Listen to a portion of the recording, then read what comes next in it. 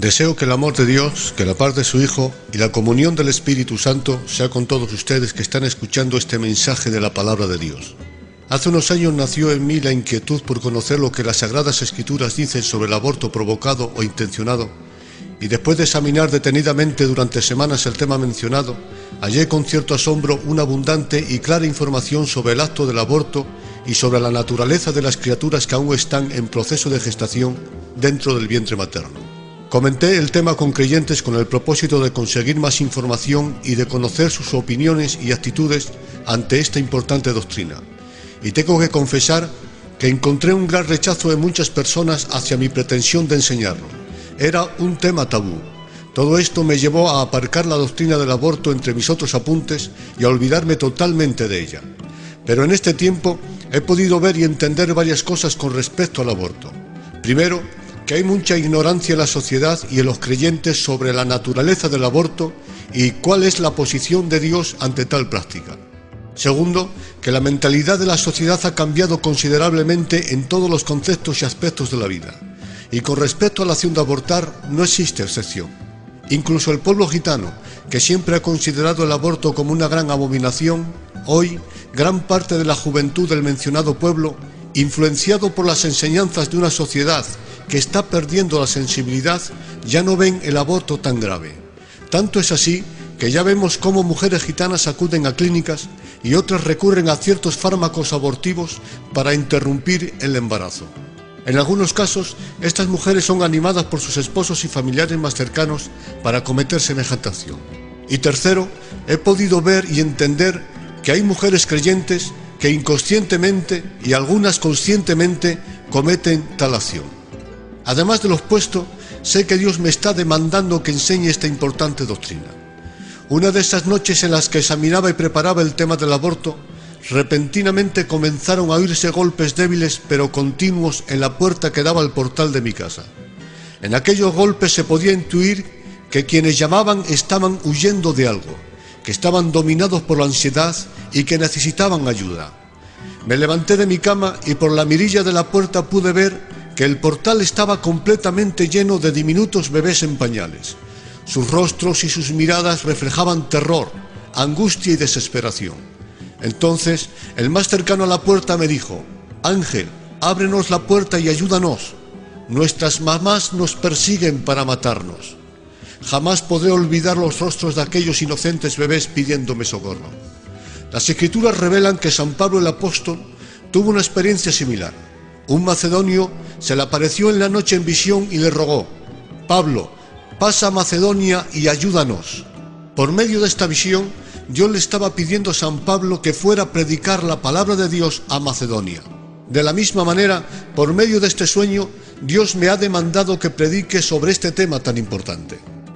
En este estudio no toco ninguno de esos casos tan espinosos como son los embarazos por violación, los bebés con deformidades físicas o psíquicas, o el caso en el que se ha de decidir si salvar al bebé o a la madre de éste. Tan solo me limito a decir lo que las Sagradas Escrituras dicen con respecto al acto voluntario de abortar. Y si no hablo de estos casos, no es porque no lo tenga claro, sino por prudencia. Pero sé que después que escuches este estudio, y si realmente has entendido la naturaleza del aborto y lo que son las criaturas que se están formando en el vientre materno, tú también lo tendrás muy claro. Dicho todo esto, vamos a entrar de lleno al tema del aborto. Abortar significa interrumpir de forma natural o provocada el desarrollo del embrión o del feto durante el embarazo. El aborto está permitido en gran parte de los países del mundo. Concretamente lo está en 54 países, lo que supone el 61% de la población mundial. En España, aunque con ciertas limitaciones y normas, cualquier mujer, simplemente con alegar problemas psíquicos, puede interrumpir un embarazo no deseado. El número de abortos provocados en España es de unos 85.000 aproximadamente. En el mundo, durante un solo año, asciende a unos 50 millones. Pero es evidente que en estas cifras no están reconocidos los abortos clandestinos, como son los provocados en clínicas clandestinas, los abortos caseros, etc., el número de los cuales puede superar a los abortos reconocidos. Conociendo estos datos, me parece muy descarado que los gobiernos de muchos países, entre ellos España, se atrevan a decir que tenemos un problema de natalidad. Realmente el problema lo han creado ellos mismos al dar luz verde a la práctica de todo tipo de aborto. Sorprendentemente, un estudio demostró que la mayoría de las mujeres que abortan son mujeres jóvenes y solteras que quedaron embarazadas en una noche de desenfreno y mujeres casadas, aunque menos, que quedaron embarazadas como consecuencia del adulterio. Primero cometen el pecado de la fornicación o del adulterio, luego el del homicidio. Tapan un mal con otro mal mayor, un pecado con otro pecado. Ahora bien, ¿qué es lo que se está gestando en el vientre de la madre? ¿Es un mero trozo de carne o es una persona? ¿Qué dicen las Sagradas Escrituras sobre el aborto? ¿Es pecado o es algo que mantiene indiferente a Dios? Antes de dar respuesta a estas y otras importantísimas preguntas, primero vamos a explicar de forma muy resumida cómo evoluciona un embrión en el vientre materno. Proceso de gestación del embrión humano. La vida humana comienza en el momento de la misma concepción.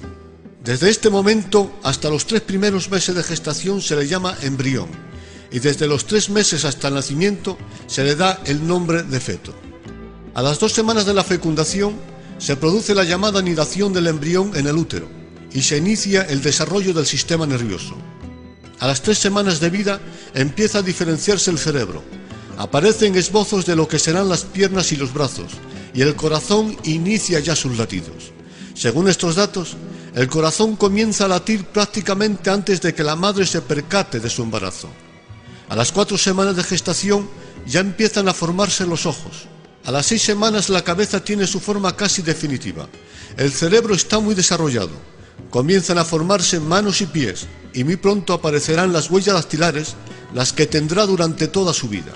Las extremidades se hacen más patentes y el embrión alcanza una longitud de tan solo 3 centímetros aproximadamente. A las 8 semanas el estómago comienza la secreción gástrica y comienzan a aparecer las uñas. A las 9 semanas, 2 meses aproximadamente, se perfecciona el funcionamiento del sistema nervioso.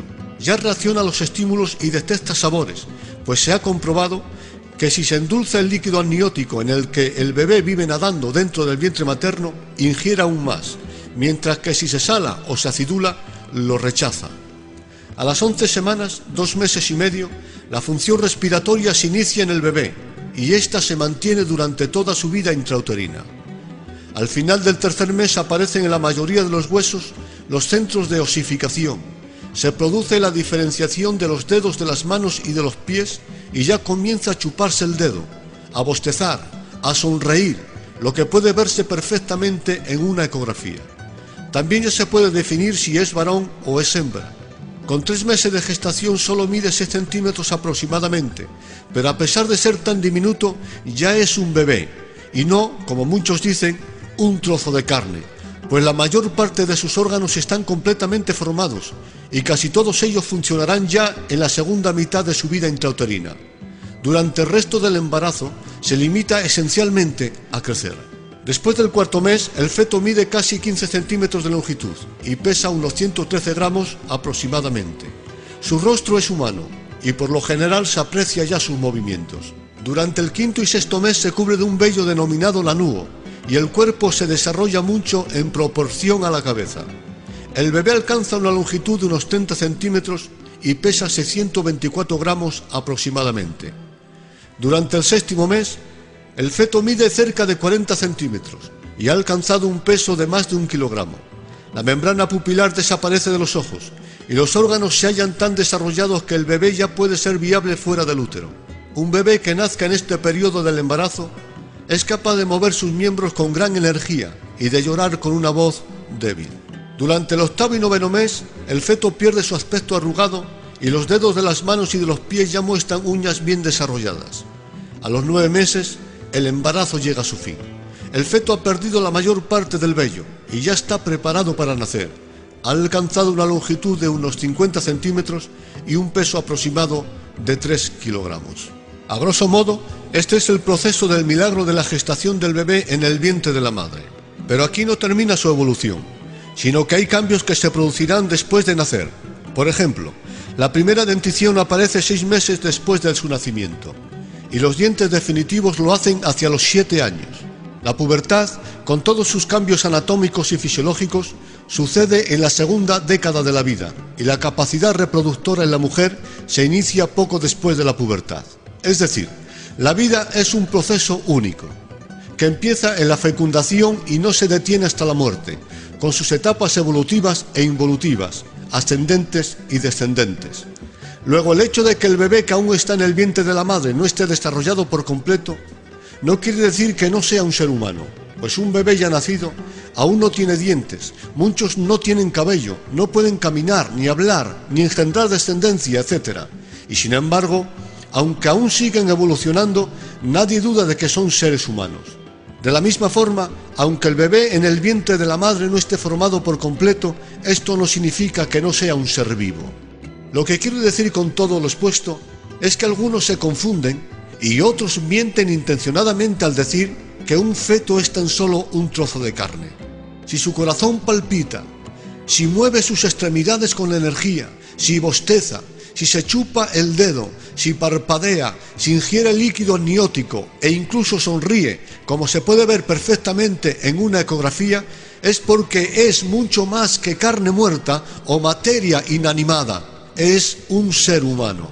De hecho, el pasado 24 de octubre del año 2006 nació en el Hospital de Batista de Miami una niña de tan solo 5 meses de gestación con un peso de 284 gramos y una altura de 24 centímetros solamente, poco más que el tamaño de un bolígrafo. Después de 4 meses en la incubadora, ha alcanzado un peso de casi 2 kilos y mide 63 centímetros y lleva una vida completamente normal. Ahora bien, ¿qué dicen las Escrituras sobre el aborto? Vamos a considerar 3 declaraciones bíblicas sobre tan importante asunto. Primera declaración bíblica: Dios es el creador de toda la criatura. Así está escrito en el libro de los Hebreos capítulo 1, versículos 2 y 3. Dios, por medio de Cristo, hizo el universo. Cristo es el resplandor de su gloria y la expresión exacta de su naturaleza, quien sustenta todas las cosas con la palabra de su poder. En estas palabras escritas en la carta a los Hebreos, hallamos resumidas 2 profundas verdades en lo que refiere a la creación del universo. Primero, que Dios es el creador de todas las cosas. Esto lo hallamos en la frase: Dios, por medio de Cristo, hizo el universo. Juan el apóstol también dijo: todas las cosas por Él fueron hechas, y sin Él, nada de lo que ha sido hecho hubiera sido hecho. Segunda verdad que hallamos en el libro de los Hebreos: que Dios ha dejado establecidas unas inteligentes leyes para regir y para sustentar todas las cosas que Él mismo creó. Esto lo hallamos en la frase: Él sustenta todas las cosas con la palabra de su poder. Entre las innumerables cosas hermosas que Dios creó está la creación del genoma humano, y entre todas las leyes naturales que estableció para regir y preservar el universo están las maravillosas y sorprendentes leyes que rigen la gestación de los embriones humanos. La ciencia ha sido capaz de descifrar gran parte del genoma humano y de explicar el procedimiento del milagro de la gestación. Pero existen aún muchas cosas que los científicos aún no son capaces de entender ni de explicar. Por ejemplo, está demostrado científicamente que a los 22 días de la fecundación y cuando el corazón del embrión tan solo tiene el tamaño de una semilla de amapola, una de las células que lo componen repentinamente da un primer latido, causando un efecto dominó en todas las demás células que componen el diminuto corazón. Progresivamente van latiendo una a una hasta que todo el corazón en conjunto comienza a palpitar. Inevitablemente surge aquí una pregunta: ¿quién da la orden a esa primera célula para que espontáneamente dé el primer latido? La Biblia dice: en él estaba la vida, y la vida era la luz de los hombres. Otro de los grandes misterios para la ciencia es el por qué el cuerpo de la mujer, que se rebela contra todo tumor, contra todo virus, infecciones o cualquier especie de enfermedad que aparece en él, ahora que ha concebido un embrión que va creciendo cada vez más, hasta alcanzar incluso los 5 kilos de peso, el cuerpo de la mujer no solo no reacciona en contra de él para destruirlo, sino que además le recibe, le protege, le abraza y le alimenta. Tanto es así que los órganos vitales de la mujer encinta, como lo es el corazón, se echa hacia un lado para hacerle sitio al bebé. La ciencia no lo entiende, Pero los creyentes sabemos que toda esta maravillosa forma de racionar del organismo de la mujer encinta a favor del embrión que ha concebido no es otra cosa que la obediencia a las leyes de Dios que rigen el universo. La gloria es para Dios. Por lo tanto, el hecho de que Dios haya establecido sabias leyes que rigen la maravilla de la fecundación y la gestación del ser humano, le convierten en el creador y dador de toda la vida humana. Así lo entendió y escribió David bajo inspiración divina. Porque tú, oh Dios, formaste mis entrañas, me entretejiste en el vientre de mi madre. Ahora bien, algunos se pueden preguntar, si es Dios quien forma los embriones, ¿por qué nacen niños con malformaciones físicas o psíquicas? Como ya hemos dicho, Dios no interviene directamente y personalmente con sus propias manos en la formación de cada embrión, sino que lo hace a través de las leyes que Él estableció en la naturaleza. Dios creó con sus propias manos a Adán y a Eva, y en cada uno de ellos Dios implantó el maravilloso y misterioso código genético, y les dijo, creced y multiplicaos, y llenad la tierra. O sea, Dios creó una pareja perfecta con un código genético perfecto, para que la descendencia que engendraran fuera también perfecta físicamente como lo eran ellos, y convertirse así en los padres de la raza humana. Así está escrito, y de una sola sangre Dios ha hecho todo el linaje de los hombres. La revisión de Reina Valera revisada dice así, de uno solo ha hecho toda la raza de los hombres para que habiten sobre toda la faz de la tierra. La primera traducción mencionada dice que Dios creó la especie humana de una sola sangre. La segunda traducción dice de uno solo. Pero si la Biblia se hubiera escrito en este siglo, posiblemente el apóstol hubiera escrito, y de un solo genoma Dios ha hecho el linaje de los hombres. Esto corrobora lo ya expuesto anteriormente, que Dios solo creó directamente a Adán y a Eva, y de esta pareja Dios hizo toda la especie humana. Dios implantó en la sangre de Adán y de Eva el misterioso código genético para que de él surgiera toda la especie humana. Lucas también nos aclara esta verdad en el linaje del Mesías. El médico amado escribió el linaje de Jesús por el linaje de José, y lo escribió de forma ascendente, y marcó que José era hijo de Elí hijo de Matat, Matat hijo de Leví, y así continúa hasta llegar a Seth, hijo directo de Adán, el cual es la cabeza y padre de toda la especie humana. Pero Lucas termina con la siguiente frase, y Adán, hijo de Dios. Esto quiere decir que tan solo Adán es criatura directa de Dios, los demás somos descendientes de Adán. Ahora bien, Moisés, refiriéndose a la creación del universo y del hombre, dijo, y vio Dios que todo era bueno en gran manera. Esta frase quiere decir que si Adán no hubiera desobedecido a Dios, toda la descendencia de Adán y de Eva, o sea, toda la raza humana, sería perfecta físicamente. No existirían la vejez, ni la enfermedad, ni el deterioro físico, ni los abortos casuales, ni las malformaciones físicas o psíquicas, ni siquiera los fuertes dolores de parto, los cuales son consecuencia de la desobediencia del hombre. La desobediencia del hombre alteró todas aquellas cosas que Dios hizo bueno en gran manera. Provocó un cataclismo en el área moral, espiritual y físico del ser humano. Y no solo en el ser humano, sino también en la misma naturaleza, en el universo e incluso en las dimensiones espirituales. Y entre dichas cosas, el pecado también alteró el perfecto código genético humano que Dios puso en el hombre. Esta es la principal causa por la que existen las enfermedades, la vejez, la muerte física y algunas malformaciones genéticas. A esto hay que añadir que algunos pecados, hábitos e imprudencia de los futuros papás hacen que aumente el riesgo de dichas malformaciones. Algunos de ellos son el consumo de alcohol, de droga, de tabaco, de ciertos fármacos y de otras sustancias tóxicas. Pero el hecho de que Dios es el creador del primer hombre, del primer código genético y de las leyes de la gestación embrionaria, le convierten en el creador de cada ser humano. Así está escrito en el Salmo 127, versículo 3, herencia de Jehová son los hijos. Vuelvo a repetir las palabras ya mencionadas de David, porque tú, oh Dios, formaste mis entrañas, me entretejiste en el vientre de mi madre. También está escrito en el Evangelio de San Juan, todas las cosas por él fueron hechas, y sin él nada de lo que ha sido hecho hubiera sido hecho. Sí, Dios es el creador de cada ser humano, es el creador de cada hombre, de cada mujer, de cada niño y de cada embrión. Y si Él no hubiera puesto en el ser humano el código genético y no le diera el espíritu, no existiría la raza humana, se hubiera extinguido con Adán y Eva. Luego, si Él es el creador de la especie humana, evidentemente también es el dueño de cada bebé que se está gestando dentro del vientre de cada mujer encinta. El libro de Job dice en el capítulo 42, versículos 12 y 13: y bendijo Jehová a Job, y tuvo 7 hijos y 3 hijas. En otras palabras, cada niño o cada niña es una bendición que Dios nos concede a cada matrimonio, para que además de aportarnos alegrías, les cuidemos, eduquemos y enseñemos cómo conducirse en la vida humana y espiritual. Es Dios el verdadero creador y dueño de cada criatura, y no solo de cada criatura, sino de todo el universo. Esto significa que no tenemos ningún derecho de impedir que se forme y de que nazca el bebé que ya ha sido engendrado, pues no es nuestro, sino de Dios. Como está escrito, suya es la tierra y toda su plenitud.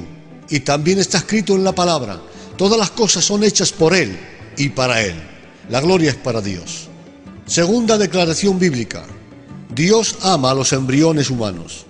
Dice el Salmo 127, versículo 3: cosa de gran estima es el fruto del vientre. El verbo estimar significa considerar y apreciar a alguien o algo por su calidad o circunstancia. Luego podemos leer el texto bíblico de la siguiente manera: cosa de gran consideración y aprecio por su calidad es el fruto del vientre. Dios estima a los embriones. David también escribió: pero tú eres el que me sacó del vientre. Sobre ti fui echado desde antes de nacer. Desde el vientre de mi madre, tú eres mi Dios. Esta última frase nos revela que Él se ofrece y se convierte en el Dios de cada criatura. La Nueva Versión Internacional escribe el texto citado de la siguiente forma: fui puesto a tu cuidado desde antes de nacer. Estas palabras demuestran que Dios se preocupa de tales criaturas o embriones. Ciertamente vivimos en una sociedad en la que impera un espíritu de discriminación. Se menosprecia y desprecia al mendigo, al extranjero, a las razas minoritarias, al anciano, a la mujer y sobre todo a los bebés que se están aún gestando en el vientre de sus mamás. Pero Dios no es como el hombre. Dios no tiene orgullo. Dios no menosprecia a nadie. Nadie pasa desapercibido ante sus ojos. Así está escrito en la palabra. Dios es grande, pero no desestima a nadie. Un bebé en proceso de gestación es de gran estima para Dios. Está escrito también en el Salmo 139, versículo 16: tus ojos, oh Dios, vieron mi embrión. En la traducción bíblica Nueva Versión Internacional, la frase mencionada está escrita de la siguiente manera: tus ojos vieron mi cuerpo en gestación. Dios ya piensa en los diminutos embriones y sin lugar a dudas Dios ama a cada una de esas criaturas que se están gestando dentro de cada mujer encinta, y lo hace con un amor infinito, inalterable y eterno. Tercera declaración bíblica: Dios tiene un propósito con cada criatura. El profeta Jeremías manifestó: vino a mí palabra de Jehová diciendo: antes que yo te formase en el vientre te conocí, y antes que salieses de la matriz te santifiqué y te di por profeta a las naciones. Estas palabras que Dios mismo profirió al profeta Jeremías revelan las 3 verdades ya expuestas hasta ahora en este estudio. Primera verdad: Dios es el creador del hombre. Esto lo hallamos en la frase: antes que yo te formase en el vientre. Segunda verdad: que Dios ama a los embriones antes de que éstos nazcan. Esto lo hallamos en la frase: te conocí, que en el lenguaje bíblico implica te amé. Y la tercera verdad que revelan las palabras de Dios a Jeremías es que Dios tiene un propósito con cada criatura, ya desde el vientre de la madre. Esto lo hallamos en la frase: te santifiqué. Santificar quiere decir apartar a alguien para un propósito o una labor. En este caso, Dios apartó a Jeremías como profeta cuando tan solo era un diminuto embrión. Rebeca, la esposa del patriarca Isaac, estaba embarazada de mellizos, y padeciendo cierto malestar físico, fue a consultar a Jehová, y él le dijo: 2 naciones hay en tu seno.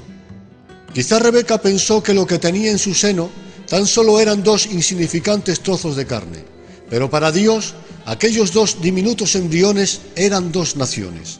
Rebeca quizás solo veía materia, mas Dios veía dos personas de las cuales formaría dos grandes naciones, pues Él tenía un propósito con tales embriones. El apóstol San Pablo dijo: Dios me apartó desde el vientre de mi madre y me llamó por su gracia. San Pablo fue escogido por Dios para el apostolado cuando tan solo era un diminuto embrión en proceso de gestación.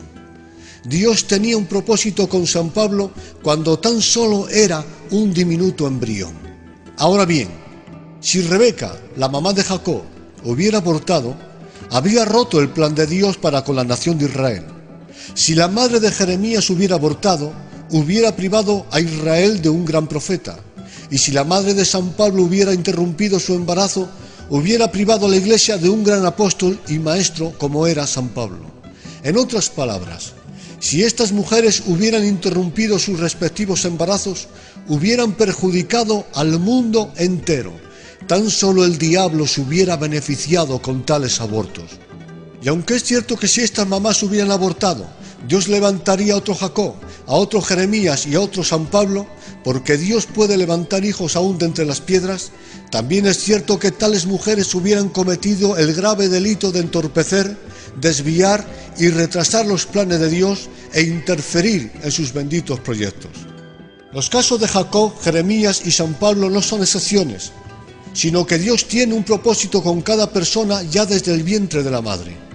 Lo que para el hombre puede ser insignificante e inútil, para Dios puede ser una pieza clave en sus misteriosos planes, como lo fue aquel gusano que comió la calabacera que daba sombra a Jonás, o el simple palo con el que Eliseo hizo flotar un hacha, o la vara de Moisés con la que Dios hizo brotar agua de la peña, o el gallo que humilló al apóstol San Pedro. Nadie es insignificante para Dios. La existencia de cada ser humano, ya sea directamente o indirectamente, ha tenido y tiene cierta influencia en el mundo, o al menos en el entorno en el que cada uno se mueve. ¿Te has preguntado alguna vez cómo hubiera sido la vida de aquellos que viven a tu alrededor si tú no hubieras nacido? Yo sí me lo he preguntado, y sé que mi existencia, como la de cualquier otra persona que vive en el propósito de Dios, ha tenido y tiene cierta influencia positiva en el entorno en el que me muevo, sobre todo en las personas con las que he convivido y con las que convivo en la actualidad.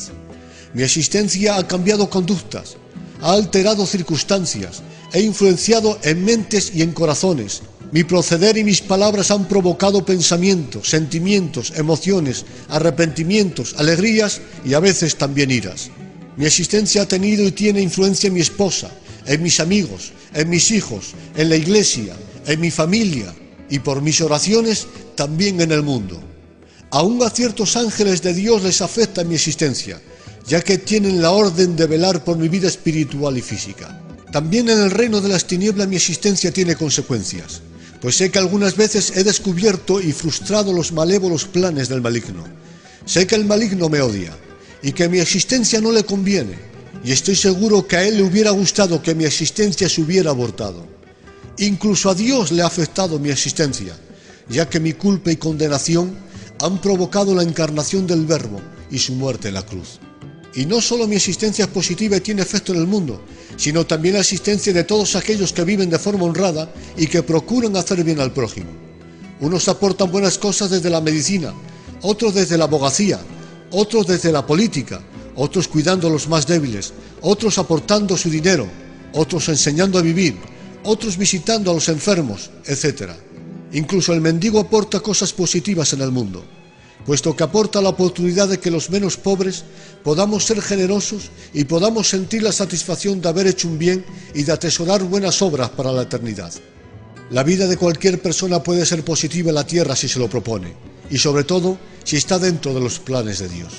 Por lo tanto, quien provoca un aborto está obstruyendo el plan que Dios tiene con la criatura y con su obra, y solo Dios sabe hasta qué punto perjudicando a la humanidad entera, ya que una sola persona puede cambiar una nación e incluso el mundo. Como ya hemos mencionado, un minucioso estudio revela que se practican unos 50 millones de abortos en el mundo cada año. Esto sin tener en cuenta los abortos clandestinos. Supongamos que entre los reconocidos y los clandestinos suman 100 millones de abortos por año. Luego, desde el año 1977 hasta el año 2007, el número de abortos asciende a 3.000 millones. O sea, si estas mujeres no hubieran abortado, ahora habría unos 3.000 millones de personas más en el mundo. Y yo me pregunto, si estos 3.000 millones de bebés hubieran nacido, ¿hoy el mundo sería igual? ¿Habrían influenciado de tal forma estos bebés como para cambiar el mundo y la historia? Seguramente nunca lo sabremos. Pero hay algo importante que sí sabemos, y es que Dios tiene un hermoso plan con cada individuo, con cada hombre, con cada mujer, con cada niño y con cada bebé que ahora se está gestando en el seno de cada mamá, y que provocar un aborto es alterar los benditos planes. Ahora bien, ¿qué es esa criatura que se está formando en el vientre de una mujer? ¿Es solo materia o también posee alma? ¿Es un cuerpo muerto o tiene vida propia como cualquier bebé ya nacido? Veamos lo que enseñan las Sagradas Escrituras. Leemos Eclesiastés capítulo 6 versículos 3 y 4.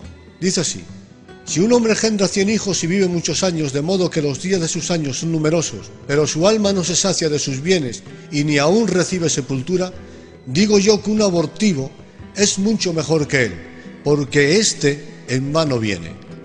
Salomón, refiriéndose al embrión, no dice esto como si de un objeto o de un trozo de carne se tratara, sino que dice este, término que se le aplica a una persona, porque un embrión o feto humano no es algo, sino alguien. El santo Job, reconociendo a Dios como su creador, dijo: tus manos me hicieron y formaron, me vestiste de carne y de piel, y me tejiste con huesos y nervios. Vida y misericordia me concediste, tu cuidado guardó mi espíritu. Libro de Job capítulo 10. Con estas palabras, el patriarca Job nos revela dos cosas. Primero, que las criaturas poseen espíritu humano cuando aún están dentro del seno de la madre. Esto lo hallamos en las frases: vida me concediste, tu cuidado guardó mi espíritu. Y segunda verdad, que el espíritu humano está ya presente cuando aún no se ha gestado el cuerpo en toda su totalidad. Esto lo hallamos en la frase: me vestiste de carne y de piel. La carne y la piel revisten al yo humano, o sea, a la parte espiritual del hombre. Leemos en el libro de Lucas capítulo 1 versículos 31 a 44. Dice así: cuando Elizabeth escuchó la salutación de María, la criatura que estaba en su seno saltó de alegría. El bebé que saltó de alegría en el vientre de Elizabeth era Juan el Bautista, cuando tan solo era un feto de 6 meses de gestación. Sabemos que ni la materia ni los cuerpos muertos tienen emociones, por cuantos éstas están en el alma.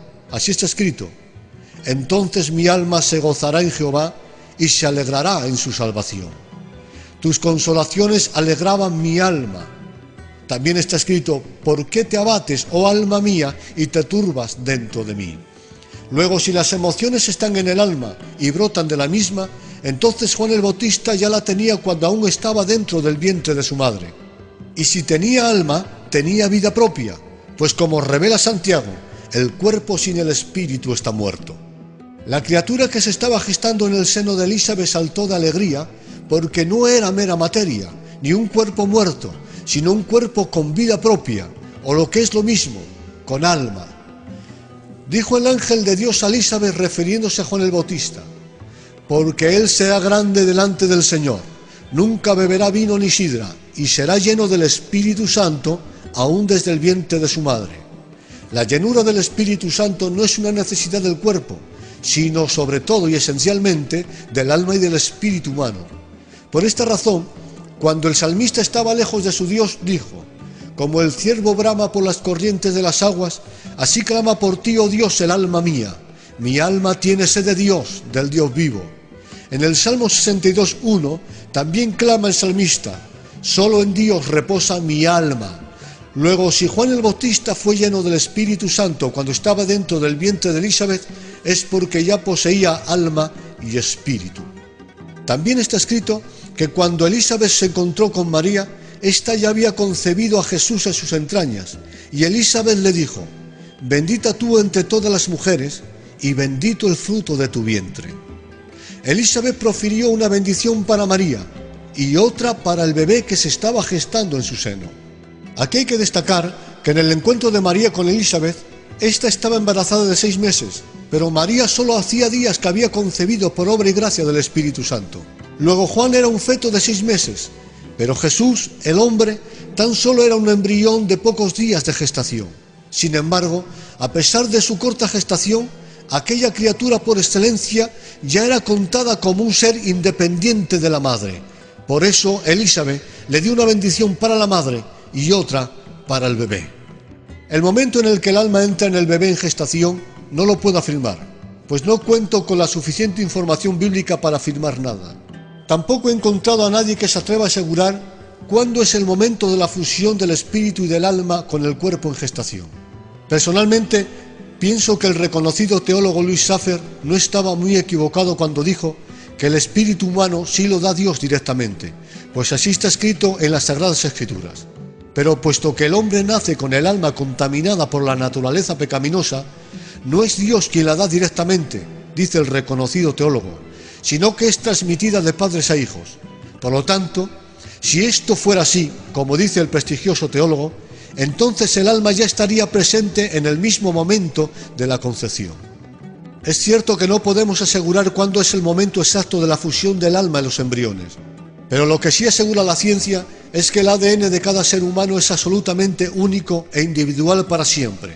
Por lo tanto, desde el comienzo de la primera célula en adelante, existe un nuevo y totalmente diferente ser humano.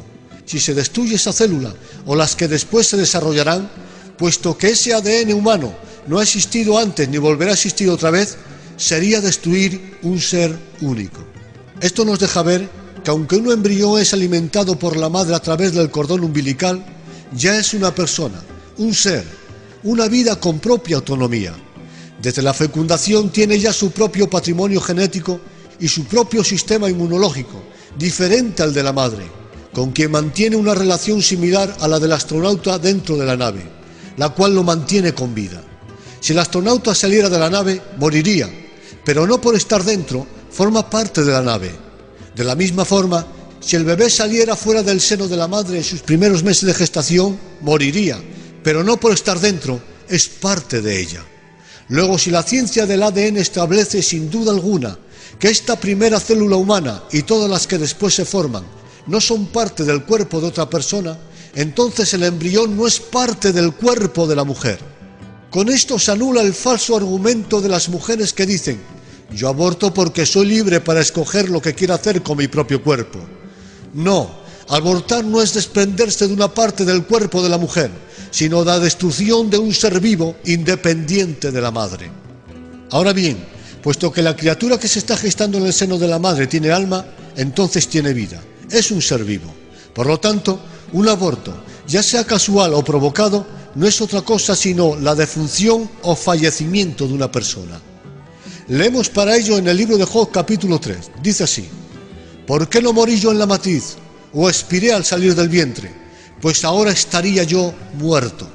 Job, en un momento de amargura, deseó haber muerto, o bien en el parto, o bien cuando aún se estaba gestando en la matriz de su madre. Aquí Job nos está revelando que el aborto casual o espontáneo es el fallecimiento de una persona. ¿Por qué no morí yo en la matriz?, dijo nuestro hermano Job. También utiliza el verbo expirar, palabra que se utiliza para expresar el momento en el que el espíritu abandona el cuerpo en el instante de la muerte.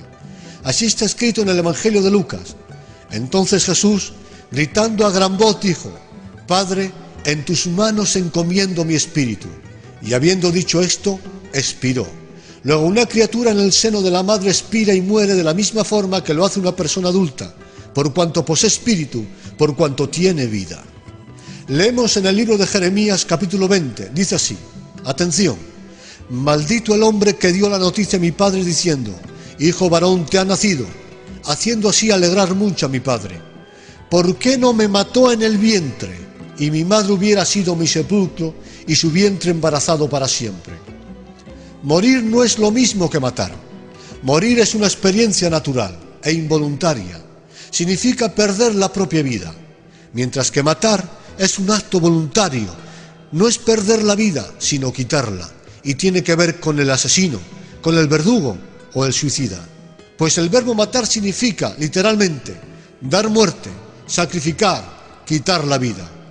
Luego, atención, Jeremías dijo ¿Por qué el hombre que dio la nueva de mi nacimiento, mi padre, no me mató en el vientre? Aquí el profeta Jeremías no se está refiriendo al aborto casual o natural, sino al aborto intencionado y provocado. Luego, quien provoca un aborto comete un delito contra el santo mandamiento que dice: no matarás. Y no solamente está cometiendo un pecado, es que está destruyendo a un ser vivo. En el libro de Éxodo, capítulo 21, versículos 22 y 24, dice así: cuando algunos riñeren e hirieren a una mujer embarazada y ésta abortare, pero sin haber muerte, el culpable será multado. Mas si hubiere muerte, entonces pagará vida por vida. El texto leído es un artículo de la ley de Moisés dada a Israel. Dicho artículo fue establecido por el mismo Dios para darles protección a la mujer y a los bebés.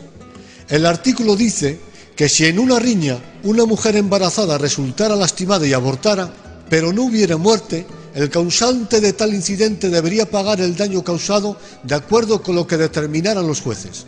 Pero si hubiera muerte, entonces debería pagar con su propia vida, ojo por ojo, diente por diente, en este caso, muerte por muerte.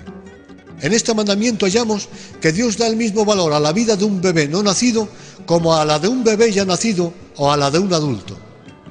Ahora bien, embrión o feto son los nombres que la ciencia, la medicina y la sociedad damos a los bebés que aún no han nacido. Tales nombres no son incorrectos, ya que embrión significa ser vivo. Sin embargo, la mayoría de las personas ignoran que un embrión es un ser vivo. Más bien cree que un embrión es un simple pedazo de carne sin alma y sin vida. De alguna manera, por la ignorancia que existe sobre lo que es en realidad un embrión o un feto, darles tales nombres, sin explicar el significado de ellos, es una forma de enmascarar la verdad, es una manera de restarle la gravedad que tiene el aborto. En una ocasión, una mujer decidió interrumpir su embarazo porque ya tenía varios hijos. Cuando iba a ser intervenida, una enfermera le preguntó: ¿tiene usted más hijos que este? Aquellas palabras despertaron la conciencia de aquella madre, ya que le hizo ver que aquello que iba a arrancar de su vientre no era un simple pedazo de carne, sino su propio hijo. Si en lugar de embrión o de feto se le llamara ser vivo o bebé, nuestro concepto sobre el aborto cambiaría y nuestra conciencia reaccionaría de forma bien distinta. Por ejemplo, no es lo mismo preguntarle a una mujer embarazada: ¿quiere usted desprenderse del embrión?, que preguntarle: ¿quiere usted desprenderse de este ser vivo? Seguro que no tendría el mismo efecto en la conciencia de la mujer encinta la pregunta: ¿quiere desprenderse usted del feto?, que la pregunta: ¿quiere usted desprenderse de su bebé? O ¿quiere usted matar a su hijo? Abortar no significa desprenderse de una parte del cuerpo de la mujer, como puede ser un apéndice o un riñón enfermo. Tampoco es el desprendimiento de un tumor o la amputación de una extremidad engangrenada del propio cuerpo de la mujer. Abortar es cegar una vida que es totalmente independiente de la madre, es destruir a un bebé, es un infanticidio, un asesinato. Más aún, abortar es exterminar al propio hijo. El cristianismo está en contra de todo tipo de muerte provocada, puesto que creemos que solo Dios, el dador de la vida, tiene autoridad sobre la vida humana. Los cristianos estamos en contra del suicidio, de la eutanasia, de la pena de muerte, de las guerras y de cualquier otro tipo de violencia y asesinatos.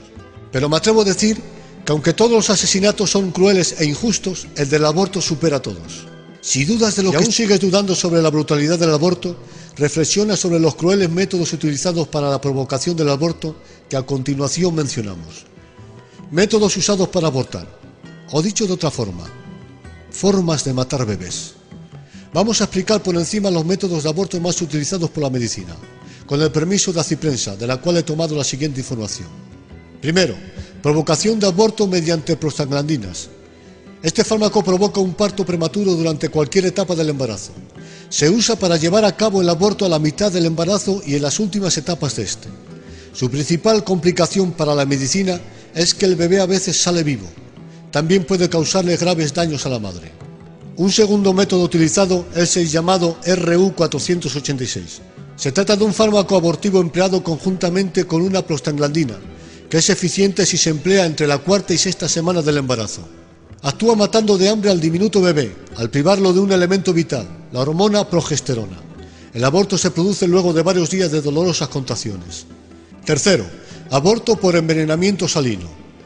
Se extrae el líquido amniótico dentro de la bolsa que protege al bebé. Se introduce una larga aguja a través del abdomen de la madre hasta la bolsa amniótica y se inyecta en su lugar una solución salina concentrada, o sea, un veneno.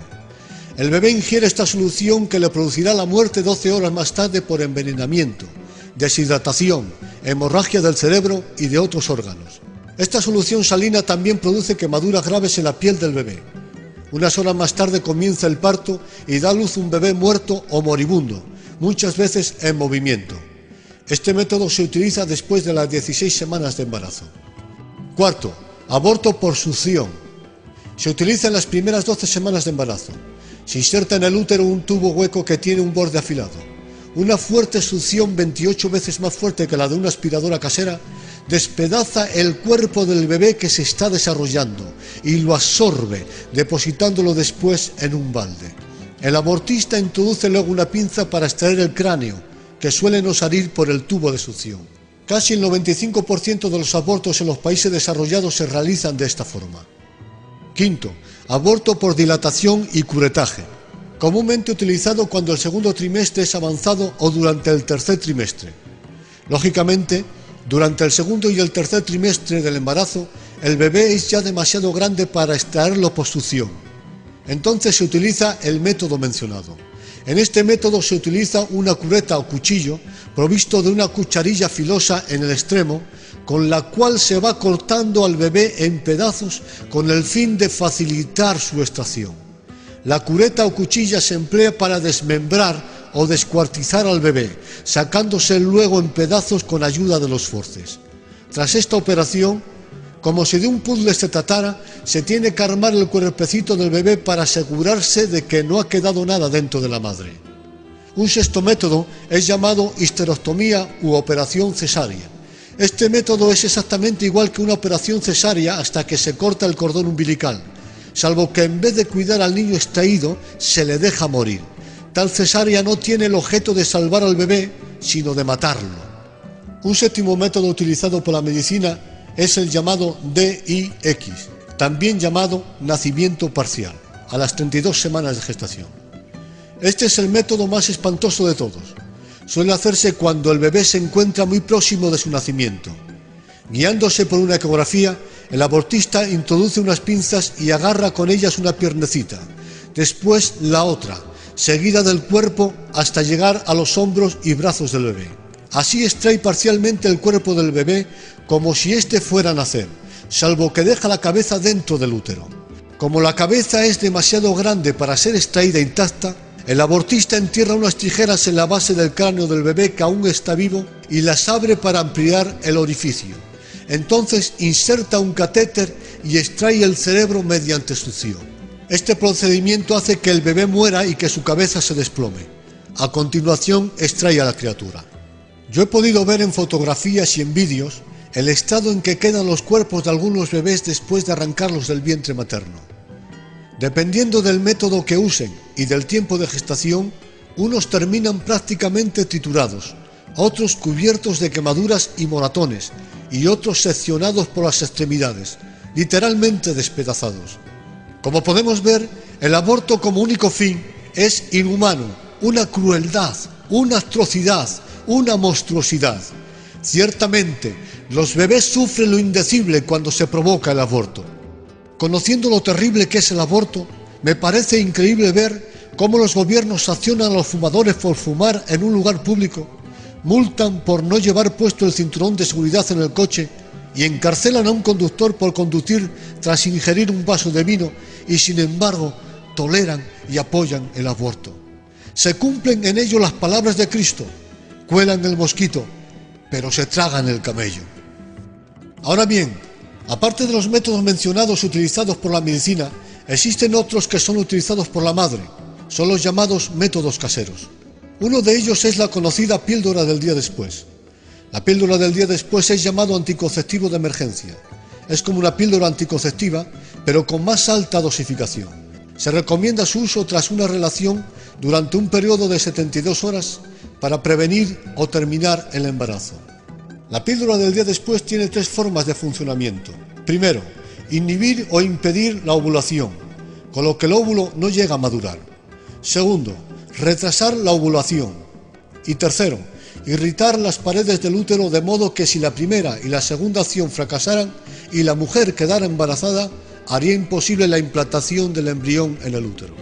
Es decir, que si ocurre la tercera acción, el cuerpo de la mujer rechazará el embrión al no poder implantarse en el útero. Dicho de otra forma, si la mujer, cuando tomara la píldora, estara embarazada, las altas dosis podrían matar al embrión. Esto es llamado por la medicina aborto químico. Los científicos, médicos y teólogos de la Academia Apostólica para la Vida han respondido a esta afirmación en un documento hecho público en el que aseguran que nos encontramos ante un instrumento abortivo más que anticonceptivo.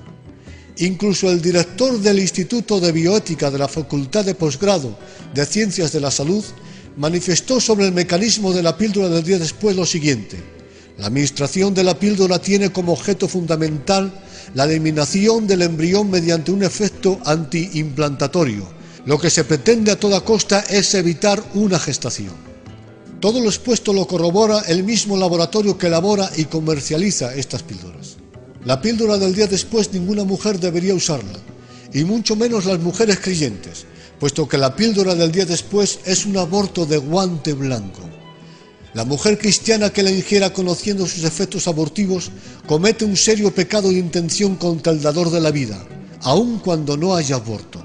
Y no solo se comete un delito de aborto cuando se usa la píldora del día después, sino también cuando se ingiere cualquier otro fármaco con la intención de interrumpir el embarazo, o cuando se recurre a la violencia o maltrato del propio cuerpo, como por ejemplo el hacer movimientos violentos, arrojarse por una escalera, etc., para luego decir que el aborto fue por causa natural o accidental. Que nadie se engañe a sí mismo. Ante Dios, que ve y juzga las intenciones del corazón, todos estamos descubiertos. Toda mujer, y sobre todo toda mujer que tema a Dios, en el momento que conoce o intuye un posible embarazo, debe poner todo su interés y solicitud para que la criatura sea gestada y que nazca con toda normalidad. El no hacerlo así supondría un serio pecado contra Dios. Todo matrimonio, antes de elegir un anticonceptivo, deben buscar y tener una completa información sobre el funcionamiento y efecto de estos, no sea que por la ignorancia utilice alguno que sea abortivo. De hecho, existen algunos de ellos, muy utilizados en estas últimas décadas, que tienen como último recurso de funcionamiento el impedir la implantación del embrión en el útero y por consiguiente provocar el aborto. Vuelvo a repetir, toda pareja busque la máxima información del funcionamiento de cualquier anticonceptivo, puesto que existen algunos muy utilizados en la actualidad que son abortivos.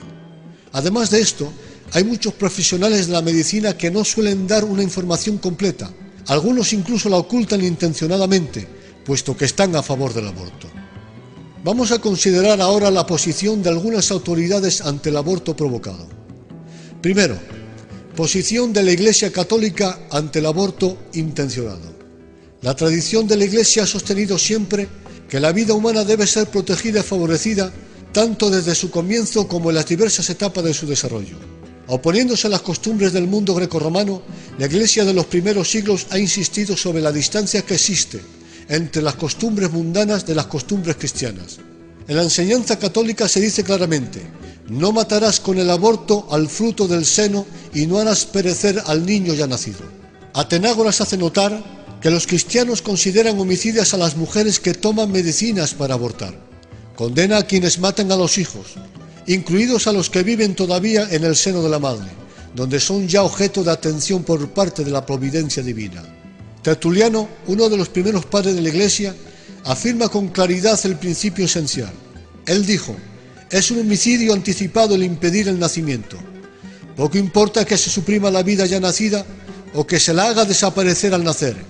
Es ya un hombre aquel que está en camino de serlo.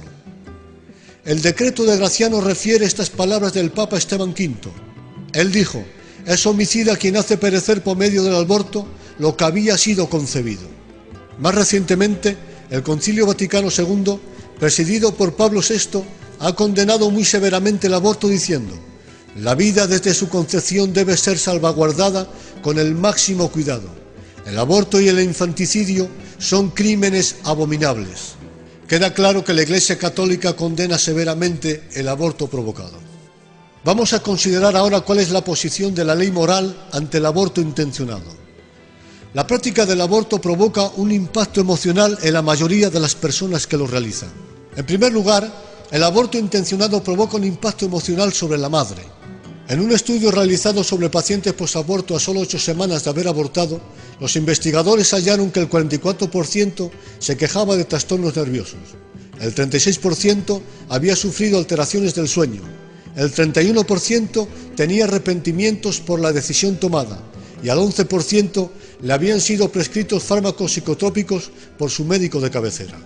Un estudio retrospectivo que abarcaba un periodo de 5 años en 2 provincias canadienses detectó que la asistencia a los servicios médicos y psiquiátricos eran sensiblemente mayor entre mujeres que habían abortado. Lo más revelador fue la conclusión a la que se llegó, según la cual el 25% de mujeres que habían abortado visitaban a los psiquiatras frente al 3% del grupo del control habitual. Aproximadamente un 60% de mujeres que experimentan secuelas posaborto declaran albergar ideas suicidas, con un 28% que intentan realmente suicidarse, de las cuales la mitad lo ha intentado en 2 o más ocasiones. El aborto también se halla significativamente ligado al abuso posterior de alcohol y de drogas. Incluso tiene como consecuencia desórdenes alimenticios. Según el estudio, en algunas mujeres el estrés posaborto se asocia con desórdenes en la ingestión de alimentos, tales como bulimia, comer compulsivamente y anorexia nerviosa. Una enfermera reveló que muchas mujeres, cuando acaban de someterse a un aborto provocado, se arrojan en la sala de recuperación y lloran, mientras exclaman con gran remordimiento: «He matado a mi hijo, acabo de matar a mi propio hijo». Ciertamente, una madre puede extraer a su bebé de su vientre, pero no de su corazón. El tipo de aborto intencionado que venimos tratando también tiene serios efectos emocionales en muchos de los profesionales de la medicina. Quienes se ocupan de realizar esta cruel tarea han escrito y dicho lo suficiente como para demostrar que no se trata de un procedimiento médico cualquiera. Un estudio publicado en 1974 describe que eran frecuentes los pensamientos obsesivos sobre el aborto, depresiones, fatiga, ira, baja autoestima y problemas de identidad. El otro estudio demostró síntomas similares.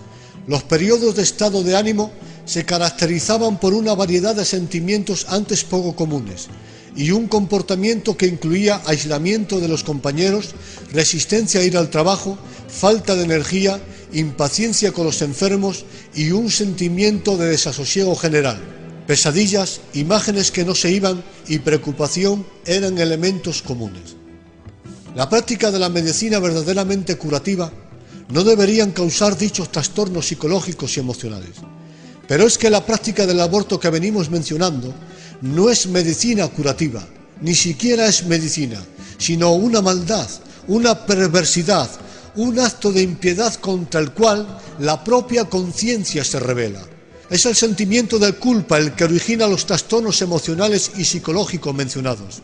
Porque el aborto es una transgresión contra la ley moral, contra esa ley moral que todos los humanos tenemos escrita por el dedo del Creador en nuestra conciencia.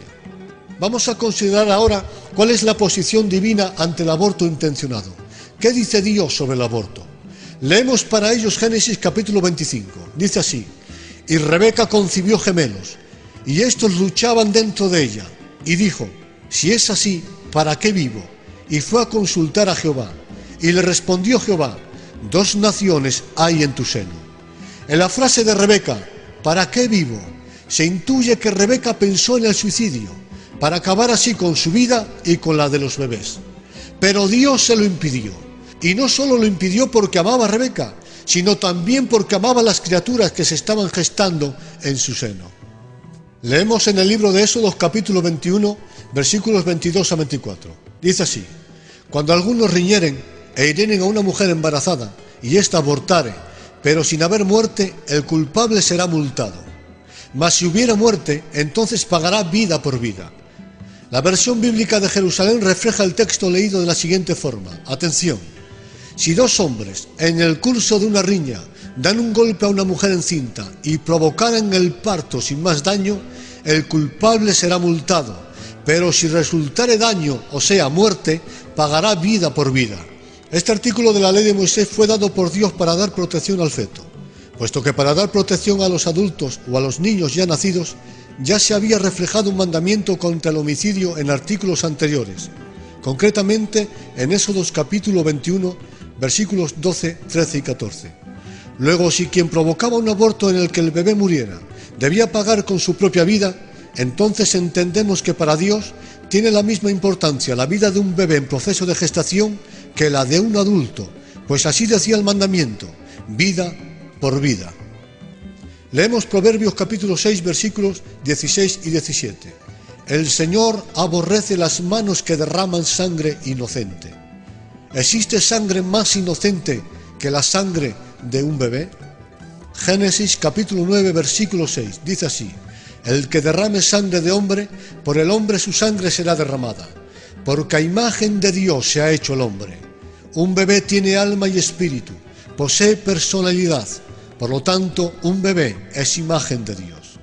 Jeremías capítulo 32, versículo 35, dice así: han edificado lugares altos a Baal para hacer pasar por fuego a sus hijos a Moloz, lo cual no les mandé, ni me vino a la mente que hiciesen esta abominación.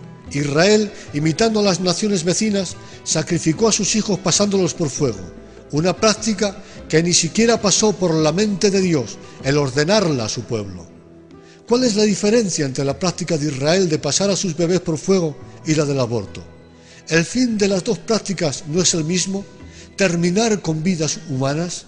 Israel usaba el fuego, el mundo actual usa las pinzas afiladas, el veneno o las prostaglandinas. Leemos en el libro de Amos capítulo 1, versículo 13, dice así: han cometido tantas maldades que no dejaré de castigarlos, porque para ensanchar sus tierras abrieron en canal a las mujeres embarazadas en la región de Galaad. Abortar intencionadamente es una maldad, un delito contra el santo mandamiento que dice: no matarás. Provocar un aborto como único fin, ya sea de forma legal cara a las leyes humanas o de forma clandestina, es un pecado contra Dios de asesinato. Y no solo peca contra Dios la madre que aborta, sino también todos aquellos que animan a cometerlo, ya sea el esposo, los padres o cualquier otra persona vinculada o no a la madre del bebé. Pues así está escrito: no participes en pecado ajeno. Y también está escrito en el libro de los Gálatas: no participéis en las obras de las tinieblas, sino reprenderlas. Y evidentemente también pecan contra Dios todos aquellos que practican el tipo de aborto del que estamos hablando. Dios no solo condena la práctica del aborto, sino que anima a los matrimonios a tener varios hijos. Así está escrito: he aquí, heredad de Jehová son los hijos, recompensa es el fruto del vientre, bienaventurado el hombre que llena de ellos su aljaba. Si alguno de los que estáis oyendo este mensaje de la palabra de Dios sentís un profundo pesar en la conciencia por haber abortado, animado o participado en un aborto, ya seas la madre del bebé, familiar, amigo o profesional de la medicina, debes saber que las Escrituras dicen que si confesamos nuestros pecados, Él es fiel y justo para perdonar nuestros pecados y limpiarnos de toda maldad. Si tú eres capaz de reconocer tu pecado y de confesarlo hoy a Dios, la sangre de Jesucristo limpiará todo tu pecado. Si tú eres capaz de arrepentirte, Dios es capaz de perdonarte. Dios te ama con un amor eterno e inalterable. Pero también te recuerdo las palabras que Jesús dijo a la mujer pecadora después de perdonarla: ve y no peques más. La gloria es para Dios. No quiero cerrar este estudio sin mencionar una hermosa verdad bíblica con referencia a estos bebés que han sido abortados. Leo en el libro de Job, capítulo 3, versículo 11 a 19. Dice así: ¿por qué no morí en las entrañas, o expiré al salir del vientre? ¿Por qué me recibieron las rodillas? Pues ahora yacería y estaría en quietud. Dormiría y tendría reposo junto con los reyes y los consejeros de la tierra, o con los príncipes que poseían el oro y que llenaban de plata sus casas. ¿Por qué no fui escondido como un abortivo, como las criaturas que nunca vieron la luz? Allí los impíos dejan de perturbar, allí descansan los de agotadas fuerzas. Los prisioneros están juntos en descanso y no escuchan la voz del capataz. Tanto el pequeño como el grande están allí, y el esclavo ya libre de su amo. Juan menciona por 3 veces la palabra allí, alude a un lugar, señala un lugar donde también están los reyes, los consejeros de la tierra o los príncipes, un lugar donde está el pequeño, el grande y el esclavo ya libre de su amo, un lugar donde hay quietud, reposo y descanso. Y según Job, los bebés que no llegaron a nacer, sino que murieron en la matriz de sus mamás, ahora están allí, en ese lugar. Ese lugar es el paraíso. Aquí hallamos cumplida con creces las palabras de Jesús: de los niños es el reino de los cielos. Quiero destacar una frase del citado texto. Dice así: ahora dormiría. Job deja bien claro que los bebés que no llegan a nacer, ya sea por un aborto casual o intencionado, ahora duermen. La palabra dormir es utilizada en la Biblia para denotar a los que mueren en la salvación eterna. Así está escrito de la mano de San Pablo: tampoco queremos, hermanos, que ignoréis acerca de los que duermen, para que no os entristezcáis como los demás que no tienen esperanza. Pues si creemos que si Jesús murió y resucitó, de la misma manera Dios traerá por medio de Jesús y con él a los que han dormido. Pues os decimos esto por palabra de Dios: nosotros que vivimos, los que habremos quedado hasta que Él venga, de ninguna manera precederemos a los que ya durmieron. Primera de Tesalonicenses capítulo 4. Todas las almas de los que han muerto dentro de la salvación eterna están en un lugar de paz y de descanso, esperando el gran día en el que el autor de la vida dé la orden y los cuerpos resuciten. Y entre todas estas almas de quienes han muerto en la salvación, también están esperando en reposo todos aquellos bebés que no vieron la luz. Puesto que poseen espíritu, es evidente que pasan a la eternidad, ya que el espíritu es eterno. Las Sagradas Escrituras revelan que cuando todos los judíos apartaban con desprecio a los niños que querían acercarse a Jesús, Él dijo: dejad que los niños se acerquen a mí. Bien se puede aplicar en el caso de los abortos provocados estas palabras de Cristo: esta generación desprecia a las criaturas que aún están en el vientre de sus respectivas mamás, pero Jesús los recibe en su reino. Ahora bien, puesto que muchos de estos bebés han muerto sin llegar a poseer un cuerpo completamente formado, algunos me han preguntado: ¿cómo será el espíritu de semejantes bebés en la eternidad? Debemos entender primeramente que es el cuerpo quien precisa del espíritu para existir y vivir, y no el espíritu del cuerpo. El cuerpo sin el espíritu está muerto, dijo Santiago. Cuando el espíritu abandona el cuerpo, éste muere y se torna al polvo. Sin embargo, el espíritu humano sigue existiendo, pues no necesita del cuerpo para existir. Así está escrito: el polvo vuelve al polvo, pero el espíritu vuelve a Dios que lo dio, escribió Salomón. También debemos tener en cuenta que el espíritu no está sujeto ni a la forma ni a los cambios del cuerpo. El cuerpo sufre constantemente cambios: engorda, adelgaza, envejece, se encorva, etc. Pero nada de esto afecta a la forma y a la imagen del alma o del espíritu. El alma y el espíritu pueden experimentar cambios de emociones, de pensamientos, de deseos o de conocimiento, pero nunca en aspecto ni en forma. El espíritu de un hombre de 50 años tiene la misma forma e imagen, si es que se puede decir así, que tenía cuando tan solo contaba con 5 años de edad, pues al espíritu no le afecta el tiempo en este sentido. Así que un bebé que aún está en el vientre de su mamá posee el alma que tendrá a los 30 años o a los 50 años. Por lo tanto, las almas de los bebés que no tuvieron la oportunidad de nacer han entrado en la eternidad a un gozo eterno. Allí están esperando el día de la resurrección, en el que Dios les dará el cuerpo que la naturaleza o sus padres no les quisieron dar. La gloria es para Dios. Ser padre o madre es un privilegio que Dios no ha dado a los ángeles. Ellos ignoran lo que se siente siendo padre, ya que no poseen cuerpo y por lo tanto carecen de código genético. Ellos jamás han vivido la satisfacción que se experimenta al abrazar a un hijo o al oír un te quiero sincero de sus infantiles voces, ni han sentido la complacencia que solo un padre experimenta al ver cómo sus hijos maduran en el bien. Pero al hombre, que fue creado a imagen y semejanza divina, se le ha concedido el don de engendrar vida y prolongar así la existencia a través de sus hijos. Debemos dar gracias a Dios por concedernos este inefable don. Además del privilegio de ser padres, Dios también nos ha dado a los seres humanos una inteligencia que ninguna otra criatura terrenal posee. Inteligencia que debemos usar en todas las decisiones que tomemos en la vida. Y cómo no, también en el asunto que venimos tratando en ese estudio. Un matrimonio debe usar el sentido común. Debe reflexionar de forma inteligente sobre cuántos hijos quieren tener y cuántos pueden mantener, atender y educar, y no tener más de los que sus posibilidades les permiten tener. Mi sentido común me dice que es mejor tener 2 bien atendidos y bien alimentados en todas las áreas que tener 7 hijos desatendidos y hambrientos. Y para poder controlar el número de hijos deseados, la ciencia nos aporta algunos recursos para impedir los embarazos no deseados y que no implican delito alguno contra las Sagradas Escrituras. Mejor evitar el embarazo que interrumpirlo, pues esto último sí es un delito contra Dios, contra la ley moral y contra el bebé.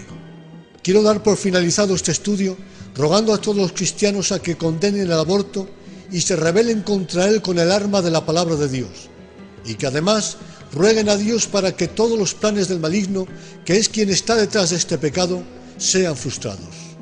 Os dejo con una canción que interpreta nuestro hermano René González.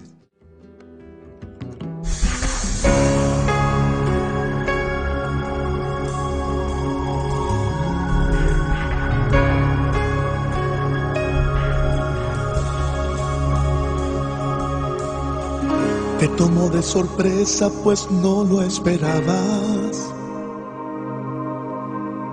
Fue un paso que diste en tu mal proceder, y ahora piensas quedarte callada o dejar que los días declaren lo que encierras dentro de ti. Lo que pasó contigo ha pasado con otras. Solo debes tener confianza y valor. Levántate, no te aflijas, no le quites valor a tu vida, que cada tropiezo en la vida te enseña a crecer. No digas no, todavía no has visto su cara. Escucha su corazón, sus latidos reclaman tu amor. No le dejes morir, tan tierno y pequeño, que tal vez cuando nazca, seguro se parezca a ti.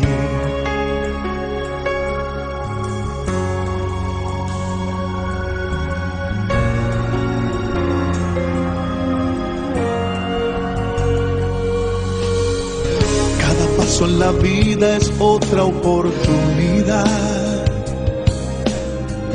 que nos brinda el Supremo para poder alcanzar lo que ayer se nos fue de las manos, que todavía esto no ha terminado, que no importa lo que el mundo diga, hay que continuar. No digas no, todavía no has visto su cara. Escucha su corazón, sus latidos reclaman tu amor. No le dejes morir, tan tierno y pequeño, que tal vez cuando nazca, seguro se parezca a ti.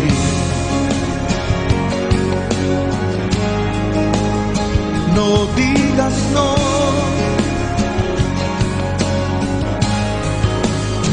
no digas no.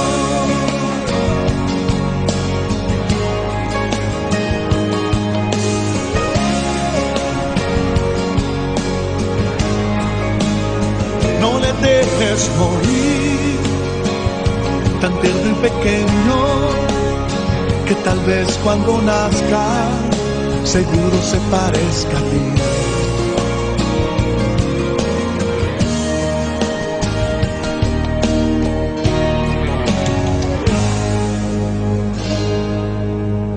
No digas no,